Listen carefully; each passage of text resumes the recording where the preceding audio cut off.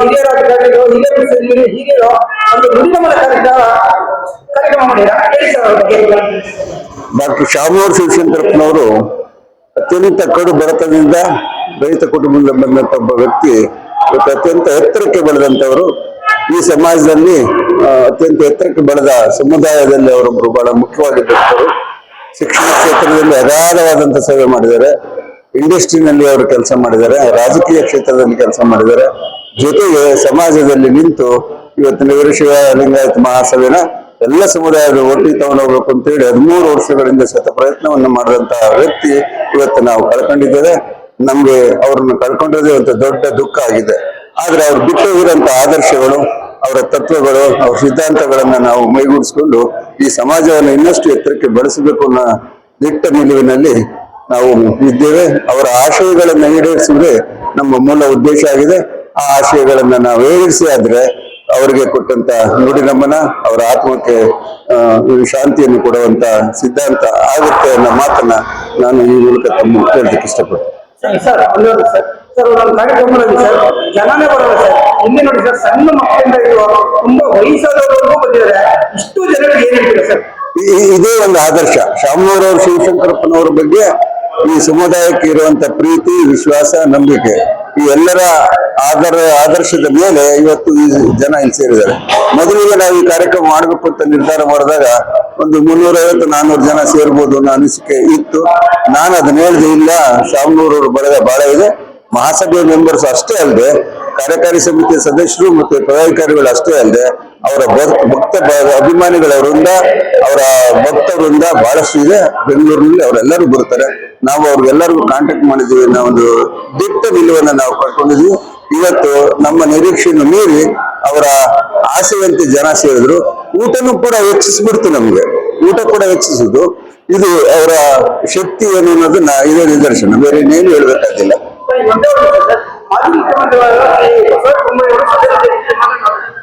ಲಕ್ಷ ರೂಪಾಯಿ ಜನರ ಮನಸ್ಸು, ಬುದ್ಧಿಯ ಕಲೆ ಆಸ್ತಿ ಮಾಡುವುದು ಸರಳವಾಗಿ ಸಜ್ಜನಿಕರಿಗೆ ಬಹಳ ಶಿಸ್ತುಬದ್ಧವಾಗಿ ಜನ ಮಾಡೋದು. ಅವರು ಮಾಜಿ ಮುಖ್ಯಮಂತ್ರಿಗಳು ಹೇಳಿರುವಂತ ವಿಚಾರ ತುಂಬಾ ಸತ್ಯವಾದ ವಿಚಾರಗಳನ್ನೇ, ಎರಡನೇ ಮಾತಿಲ್ಲ. ನನ್ನ ಅನುಭವದಲ್ಲೂ ಕೂಡ ನಾನು ಅವರು ಊಟಕ್ಕೆ ಕೂತ್ಕೊಳ್ತೀವಿ ಡೈನಿಂಗ್ ಟೇಬಲ್ ಅಲ್ಲಿ. ಬಹಳ ಎತ್ತರವಾದ ವ್ಯಕ್ತಿ. ಬೆಳ್ಳಿ ತಟ್ಟೆ ಅಥವಾ ಚಿನ್ನ ತಟ್ಟೆಯಲ್ಲಿ ಊಟ ಮಾಡಬೇಕು ಅನ್ನೋ ಆಶಯ ಅವ್ರದ್ದು ಇರ್ಲಿಲ್ಲ. ಸಾಮಾನ್ಯ ಆಡಿನಲ್ಲಿ ತಟ್ಟೆಯಲ್ಲಿ ಕೊಟ್ಟರು ಕೂಡ, ಒಂದು ಪ್ಲಾಸ್ಟಿಕ್ ಶೀಟ್ ಅಲ್ಲಿ ಕೊಟ್ಟರು ಕೂಡ ಊಟ ಮಾಡುವಂತ ವ್ಯಕ್ತಿ. ನನ್ಗೆ ಎಷ್ಟೋ ಸತಿ ಇಡ್ಲಿ ವಡೆ ಹೋಟ್ಲಿನ ತಂದು ಕೊಟ್ಟು ಕೂಡ ತಿನ್ಸಿದ್ವಿ. ಅಷ್ಟು ಸರಳವಾದ ವ್ಯಕ್ತಿ ಬೇರೆ ಯಾರು ಈ ಜಗತ್ತಿನಲ್ಲಿ ಸಾಧ್ಯ ಇಲ್ಲ. ಅವರ ವ್ಯಕ್ತಿತ್ವಕ್ಕೆ, ಅವರ ಎಲ್ಲ ಆರ್ಥಿಕ ಸಂಪನ್ಮೂಲಗಳಿಗೆ ಮತ್ತೆ ಅವರ ಆಸ್ತಿಗಳಿಗೆ, ಅವರ ಅಧಿಕಾರಕ್ಕೆ ಇವೆಲ್ಲವನ್ನು ಕಂಪೇರ್ ಮಾಡಿದ್ರೆ ಅವರು ಎಲ್ಲೋ ಓಡಾಡ್ಬೇಕಾಯ್ತು, ಬೆಳ್ಳಿ ತಟ್ಟೆಯಲ್ಲಿ ಊಟ ಮಾಡ್ಬೇಕಾಯ್ತು. ಆದ್ರೆ ಅವ್ರ ಅಪೇಕ್ಷೆ ಪಡ್ತಿರ್ಲಿಲ್ಲ. ಜನಸಾಮಾನ್ಯರ ಮಧ್ಯದಲ್ಲಿ ಜನಸಾಮಾನ್ಯರಾಗಿ ಇರ್ಬೇಕು ಅನ್ನೋ ಒಂದು ಅಪೇಕ್ಷೆ ಅವ್ರದಿತ್ತು. ಹಾಗಾಗಿ ಎಲ್ಲರನ್ನು ಪ್ರೀತಿ ಪಡ್ತಿದ್ರು, ಎಲ್ಲರ ಜೊತೆನೂ ಬೆರೀತಿದ್ರು.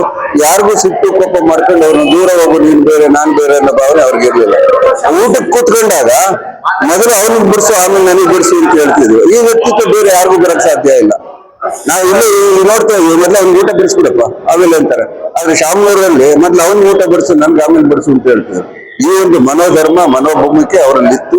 ಹಾಗಾಗಿ ಅವ್ರನ್ನ ಜನ ಇಷ್ಟಪಟ್ಟಿದ್ದಾರೆ.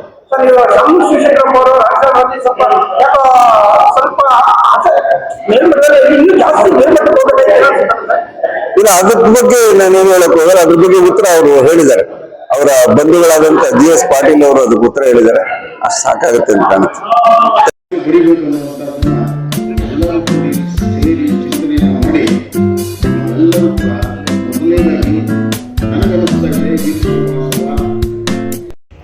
ಶಾಮನೂರು ಶಿವಶಂಕರಪ್ಪ ಅವರು ಇಲ್ದಿರುವಂತಹ ಸಂದರ್ಭದಲ್ಲಿ ಅಖಿಲ ಭಾರತ ವೀರಶೈವ ಲಿಂಗಾಯತ ಮಹಾಸಭಾ ಬಹಳ ದೊಡ್ಡ ಮಾಡಿಬಿಟ್ರಿ. ಕಷ್ಟ ಇನ್ನೊಂದೆರಡು ಸೇರಿಸಿ ಮತ್ತೆ ಅವರು ಅಧ್ಯಕ್ಷನ ಮಾಡ್ರೆ ಅವ್ರಿಗೂ ಎಲ್ಲ ಸೇರಿಸ್ಬಿಟ್ರೆ ಮಹಾಸಭಾ ದೊಡ್ಡದಾಗ್ತದೆ. ಇದನ್ನ ಹೆಂಗೆ ನಡೆಸ್ಕೊಂಡು ಹೋಗ್ತೇವೆ ಅನ್ನುವಂಥದ್ದು ನಮ್ಮ ಮೇಲೆ ನಾವು ಹಿಡ್ಕೊಂಡು, ನಮ್ಮ ಮೇಲೆ ಭಾಳ ದೊಡ್ಡ ಜವಾಬ್ದಾರಿ ಇದೆ. ವಿಶೇಷವಾಗಿ ಖಂಡ್ರೆಯವ್ರ ಮೇಲೆ ಭಾಳ ದೊಡ್ಡ ಜವಾಬ್ದಾರಿ ಇದೆ. ಅದನ್ನ ಅವರು ಅತ್ಯಂತ ಯಶಸ್ವಿ ಮಾಡ್ತಾರೆ ಅಂತ ವಿಶ್ವಾಸವೂ ಕೂಡ ನನಗೆ. ಯಾಕಂದ್ರೆ ನಾನು ಸುಮ್ಮನೆ ಯಾರನ್ನೂ ಒಪ್ಕೊಳ್ಳೋ ಮನುಷ್ಯ ಅಲ್ಲ. ಒಂದೆರಡು ವಿಚಾರದಲ್ಲಿ ಅವ್ರನ್ನ ಟೆಸ್ಟ್ ಮಾಡಿದ್ದೀನಿ. ಭಾಳ ಸಹನೆಯಿಂದ ಎಲ್ಲರ ವಿಚಾರವನ್ನು ಕೇಳ್ಕೊಂಡು ಹೆಜ್ಜೆಯನ್ನು ಮುಂದಿಟ್ಟಾರೆ. ಅದನ್ನು ಮುಂದುವರ್ಸಿದ್ರೆ ಸಾಕು. ನಮ್ಮ ಮಕ್ಕಳಿಗೆ ಭಾಳ ದೊಡ್ಡ ಸಮಾಜ ಇದೆ, ಅದ ಸಮಸ್ಯೆ ಇರೋದು. ಭಾಳ ದೊಡ್ಡ ಸಮಾಜ, ಭಾಳ ದೊಡ್ಡ ಜನ, ಭಾಳ ಬುದ್ಧಿವಂತರು, ಭಾಳಷ್ಟು ಬುದ್ಧಿವಂತರು ಒಂದು ಕಡೆ ಕೂಡಿದ್ದೀರ.